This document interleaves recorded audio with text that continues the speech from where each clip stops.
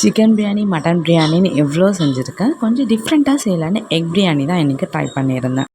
அதுக்கு ஃபஸ்ட்டு எக்கை பாயில் பண்ணி எடுத்துக்கோங்க. ஒரு பேனில் 1 டேபிள் ஸ்பூன் ஆயில் ஊற்றிக்கோங்க. அதில் 1 ஸ்பூன் மஞ்சள் தூள், 1 ஸ்பூன் காஷ்மீரி மிளகாய், 1/2 ஸ்பூன் உப்பு இது எல்லாத்தையும் போட்டு லைட்டாக மிக்ஸ் பண்ணிவிட்டு அதிலே பாயில் பண்ண எக்கை ஆட் பண்ணிக்கோங்க. எக்கு நல்லா ரோஸ்ட் ஆனதுக்கப்புறமா ஒரு பேனில் 1 ஸ்பூன் தனியா, 1 ஸ்பூன் மிளகு, 1 ஸ்பூன் ஜீரகம், திருப்பு 3 லவங்கம், ஒரு பட்டை அப்படின்னு ஓல் ஸ்பைசஸ் எல்லாத்தையுமே ஆட் பண்ணிவிட்டு நல்லா ட்ரை ரோஸ்ட் பண்ணி அதை அப்படியே ஒரு மிக்சரில் மாற்றிட்டு நல்லா ட்ரை பவுடராக ரெடி பண்ணிக்கோங்க. நெக்ஸ்ட்டு அது கூடவே 1/2 ஸ்பூன் ஜிஞ்சர் கார்லிக் பேஸ்ட்டு, 3 பச்சை மிளகாய், கொஞ்சமாக கொரியாண்டர் லீஃப் இது எல்லாத்தையுமே ஆட் பண்ணிவிட்டு நல்லா ஒரு பேஸ்ட் மாதிரி ரெடி பண்ணிக்கோங்க. நான் இன்றைக்கி குக்கரில் தான் பிரியாணி செய்ய போகிறேன். அதுக்காக ஒரு குக்கரில் 3 ஸ்பூன் எண்ணெய் ஆட் பண்ணிக்கோங்க. எண்ணெய் காஞ்சதும் நம்ம ரெடி பண்ணி வச்சுருந்த பேஸ்ட்டை ஆட் பண்ணி நல்லா சாட் பண்ணுங்கள். நல்லா அதில் பச்சை வாசனைலாம் போனதுக்கப்புறமா அதில் 1/4 கிலோ வெங்காயம் ஆட் பண்ணிக்கோங்க. வெங்காயம் நல்லா வதங்கணும். பிரியாணினாலே வெங்காயம் வந்து நல்லா ப்ரௌன் கலராக மாறுற வரைக்கும் நல்லா வதக்கினா தான் டேஸ்ட் நல்லாயிருக்கும்.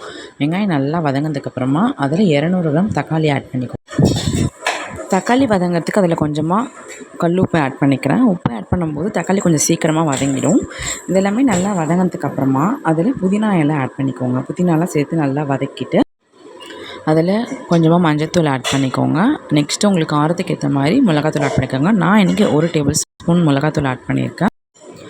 நெக்ஸ்ட்டு 3 டேபிள் ஸ்பூன் தயிர் ஆட் பண்ணிக்கோங்க. இது எல்லாத்தையும் நல்லா மிக்ஸ் பண்ணிவிட்டு நான் இன்றைக்கி பச்சை அரிசியில் தான் செய்ய போகிறேன். இந்த அரிசியை நான் 1/2 மணி நேரத்துக்கு முன்னாடியே ஊற வச்சு எடுத்திருந்தேன். 1 கப்பு அரிசிக்கு 1/2 கப்பு தண்ணி ஊற்றிக்கோங்க. இதுதான் அளவு. எல்லாத்துக்குமே இந்த ரேஷியோ நீங்கள் கரெக்டாக ஃபாலோ பண்ணிக்கோங்க. நெக்ஸ்ட்டு நம்ம பாயில் பண்ண எக்கெல்லாம் ஆட் பண்ணிவிட்டு உப்பு செக் பண்ணிவிட்டு க்ளோஸ் பண்ணிவிடுங்க. மீடியம் ஃப்ளேமில் ஒரு விசில் விட்டு இறக்கிக்கோங்க.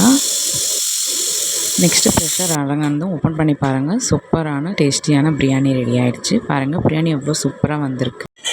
இந்த பிரியாணியை நீங்கள் ட்ரை பண்ணிவிட்டு எப்படி இருந்துச்சுன்னு கமெண்ட் பண்ணுங்கள். தேங்க்ஸ் ஃபார் வாட்சிங்.